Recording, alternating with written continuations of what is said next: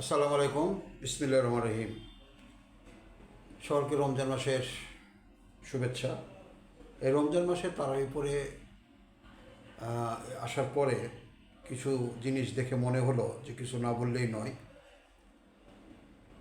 পবিত্র রমজান মাস চলছে, আমেরিকার ইরানে হামলা চলছে।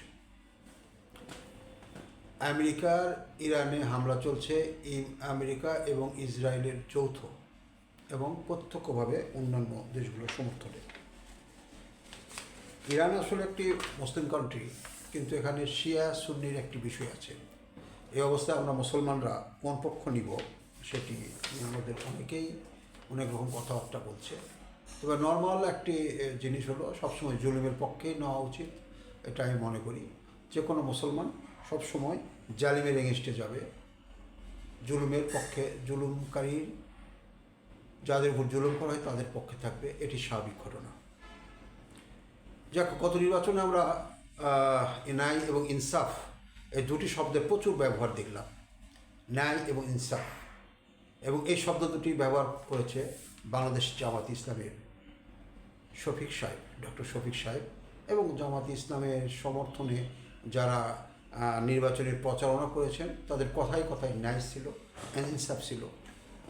এ প্রসঙ্গেই কিছু কথা বলতে চাই। আমরা ইরানের হামলার উপর ভিত্তি করে দেখলাম আজার সাহেব, এটিএম আজার সাহেব একটি প্রতিবাদ মিছিল করছেন এবং তিনি ইসরায়েলকে হুমকি দিচ্ছেন অতিরিক্ত যদি এটি বন্ধ করা না হয় তাহলে বৃহত্তর কর্মসূচি ওনারা দিবেন। আলহামদুলিল্লাহ, শুনতে দেখতে বেশ ভালোই লাগবে।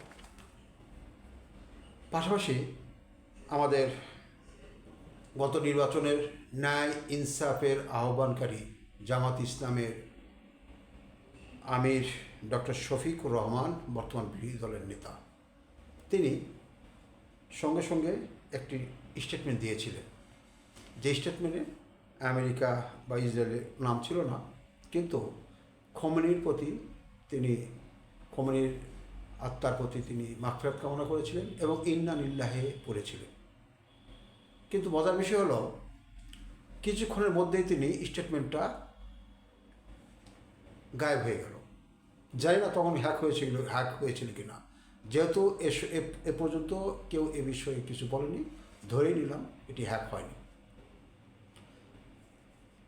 পরবর্তীতে আবার একটি স্টেটমেন্ট দেওয়া হলো, যে স্টেটমেন্টে কোথাও খোমেনির মৃত্যুর কথা বলা হয়নি। ডক্টর শফিক সাহেবের সংশোধিত স্টেটমেন্টে যিনি পুরা নির্বাচনটা ন্যায় ইনসাফ বলে বলে গলা চিল্লিয়েছেন, তিনি কিন্তু তার সর্বশেষ স্টেটমেন্টের কোথাও খোমেনির মৃত্যুর কথা বলেননি। এমনকি একজন মুসলমান হিসাবে ইন্না লিল্লাহি ওয়া ইন্না ইলাইহি রাজিউন এটিও বলেননি। আমেরিকা বা ইসরায়েলের নাম না তো অনেক দূরের বিষয়, উনি ইনসাফ কায়েম করছেন। এখন কথাটা হলো, উনি স্টেটমেন্টটা সর্বশেষ স্টেটমেন্টটা দিয়েছেন ইংলিশে। আজার সাহেব ঢাকায় প্রতিবাদ করছেন, তীব্র প্রতিবাদ করছেন বাংলায়। তাদের জন্য বাংলাদেশের ধর্মপ্রাণ মুসলিমদেরকে ধোঁকা দেওয়ার জন্য উনি একটি প্রতিবাদ করলেন। পাশাপাশি তার আমির কী করলো, টুইট করলো টুইটারে যে যেখানে কোনো প্রতিবাদ করা হয়নি। আসলে এই যে ধোঁকা দেওয়া, এই পবিত্র রমজান মাসে জামাতের আমির মহোদয় এরকম ধোঁকা না দিলে কি পারতেন না? এ ধরনের প্রশ্ন হয়তো আমার মতো অনেকেরই, যেহেতু ওনারা ন্যায়ের কথা বলেছেন বেশি, ইনসাফের কথা বলেছেন বেশি, এবং তাদের দলের সাথে ইসলামের নামক শব্দটি সংযুক্ত রয়েছে, তার জন্য প্রশ্নগুলো থেকেই যায়।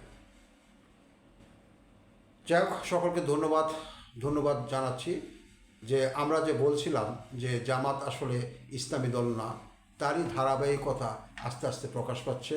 এবং এখন যদি কোনো প্রকার প্রতিবাদ করে, যে কথাটা আমেরিকা বা ইসরায়েলের বিপক্ষে যায়, তাহলে তো ভবিষ্যতে চেয়ার নাও থাকতে পারে। ধন্যবাদ, আল্লাহ হাফেজ, আসসালামু আলাইকুম।